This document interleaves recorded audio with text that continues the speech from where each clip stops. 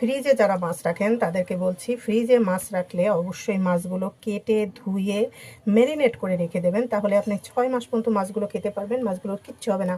আর যদি আপনি আস্ত আস্ত মাছ নাড়ি ভুড়ি সহ রেখে দেন, বিশেষ করে বড় রুই বা যে কোনো রুই মাছ, সেক্ষেত্রে হবে কি তেল কাজটা একটা বিশ্রী গন্ধ হয়ে যায়, অনেক দিনে মাছটা একটা বাজে শুটকি শুটকি গন্ধ হয়ে যায়, ওই মাছটা খেতে আর একটুও টেস্ট লাগে না। সে কারণে মাছ অবশ্যই কেটে ধুয়ে ম্যারিনেট করে তারপরে রেখে দেন, 6 মাস খেতে পারবেন, কিচ্ছু হবে না, মাছ একদম ওরকমই থাকবে। বক্স বক্স করে ম্যারিনেট করে রেখে দেবেন। আমি এরকম এগুলো এখন ম্যারিনেট করে বক্সে রেখে দেবো। আমি এখানে 4টা ছোট ছোট রুই মাছ কেটেছি, খুব বেশি বড় না, বড় সাইজের রুই মাছ আমি গতবার এনেছি, কাটছি, এবার সেগুলো রয়ে গেছে। তো এবার একটু ছোট ছোট মাছ এসেছে, আমার দেশ থেকে সাধারণত মাছ আসে, তো আমার মাছগুলো একটু নরম নরম হয়ে গেছিলো। তো মাছগুলো নরম হয়ে গেছিলো, আমি সবসময় আঁশ সহ মাছ কাটি। আঁশ সহ মাছ কাটলে একটা সুবিধা কি জানেন, এই যে থেতাগুলো, যদি আমি এটা এমনিতেই মাছটা নরম, তারপরে যদি আমি আঁশ ছাড়াতে যেতাম, মাছগুলো আমার আরও থেতা হয়ে যেত, আমি মাছগুলো খাওয়ার মতো থাকতো না বা ধোয়ার মতো থাকতো না।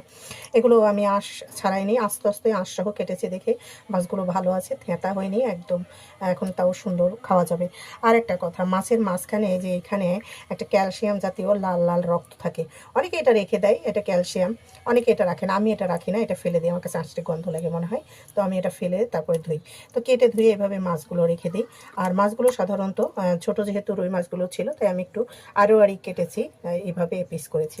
কিন্তু আমি যদি বড় রুই হতো তাহলে আমি এইভাবে লম্বা লম্বি কাটতাম, একদম মাথা লেজ কেটে ফেলে মাঝখান বরাবর একটা ফাড়া দিয়ে এরকম লম্বা লম্বি কাটতাম। আমার মাছগুলো আজকে নরম হয়ে গেছে। তো নরম মাছও যদি আপনারা ভালো রাখতে চান, সেক্ষেত্রে আঁশ সহ মাছগুলো কেটে নেবেন। আঁশ সহ কাটার পরে এভাবে এক পিস করে পানির ভিতরে রেখে তারপরে ধুয়ে আঁশগুলো ছাড়িয়ে নেবেন। সেক্ষেত্রে আঁশ ছাড়ানো সহজ, এক পিস করে আঁশগুলো পানির ভিতর থেকে ছাড়িয়ে নেবেন, একটু সময় লাগে, কিন্তু তারপরেও মাছগুলো ভালো থাকে, ফ্রেশ থাকে। দেশ থেকে মাছ আসলে এইভাবেই মাছ কাটবেন। আর এখন তো বড় মাছ আমরা সাধারণত বাজার থেকে কেটেই আনি, কিন্তু কখনো যদি বাসায় কেউ মাছ নিয়ে আসে, নিরুপায় হয়ে কাটতেই হয়, সেক্ষেত্রে আঁশ সহই মাছটা কাটবেন। আঁশ সহ কাটলে আপনার মাছটা ভালো থাকবে। ঠিক আছে, এই হচ্ছে টিপস। আর আপনি মনে রাখবেন, আমার টিপসগুলো কিন্তু যারা একদম নতুন রাঁধুনি, একদম নতুন, যাদের কিচেনে কোনো দিন ঢোকা হয়নি, রান্নাঘর সম্পর্কে কোনো অভিজ্ঞতা নেই, তাদের জন্য আমার টিপসগুলো।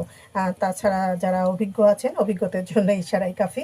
তো আমি একদম নতুন, যারা কখনো মাছ কাটেন নাই, কখনো মাছ কীভাবে প্রসেসিং করে রাখতে হয় জানেন না, তাদের জন্য আমার এই ভিডিওটা।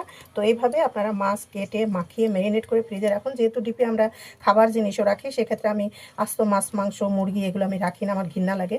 দু একবেলা হয়তো কখনো নিয়ে আসলেও রেখেছি, আমি ধুয়ে তারপরে কেটে তারপরে রেখে দেবো। তো আপনারা এভাবে কেটে ধুয়ে ফ্রিজে রাখবেন মাছ মাংস, একদম ম্যারিনেট করে রেখে দেবো, যে ক্ষেত্রে আমি 6 মাসও এই মাছ খাইলে কিচ্ছু হবে না।